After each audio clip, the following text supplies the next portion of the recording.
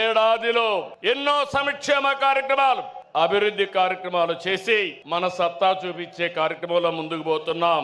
నేను ఒకటే ఎన్నికల ముందు చెప్పాను, అభివృద్ధి, సంక్షేమం, సంపద సృష్టి, నిరంతరం ఈ పేద ప్రజల జీవన ప్రమాణాలు మెరుగుపరచడం నా జీవితాశయం అని చెప్పి కూడా నేను మీకు తెలియజేస్తున్నా. ఈ రోజు మీరు చూడండి, సంపద సృష్టించడం తెలిసిన పార్టీ తెలుగుదేశం పార్టీ. సంక్షేమ కార్యక్రమాలకు నాంది పలికిన నాయకుడు, ఆరాధ్యుడు నందమూరి తారక రామారావు గారు అని చెప్పి నేను మీకు తెలియజేస్తున్నా.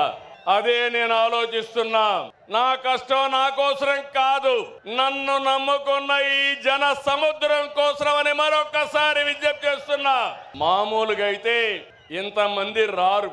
మీలో నేను చూస్తున్నా, ఇది అవుతానే పిలిచి సన్మానం చేస్తాం. కోడూరు నుంచి 60 సంవత్సరాల వయసులో సైకిల్ వేసుకుని కడప మహానాడుకు వచ్చాడంటే అది తెలుగుదేశం పార్టీ పైన ఉండే అభిమానం. చూడండి తమ్ముళ్ళు, ఇలాంటి కార్యకర్తలు ఉన్నారంటే ఈ పార్టీకి పూర్వ జన్మ సుకృతం. తమలో గట్టిగా చప్పట్లు కొట్టి అభినందించండి.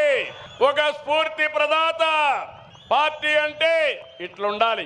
మనం అందరం ఈ మారిగా ఉంటే ఇంకా వైఎస్ఆర్ కాంగ్రెస్ పార్టీకి అడ్రస్సే ఉండదు.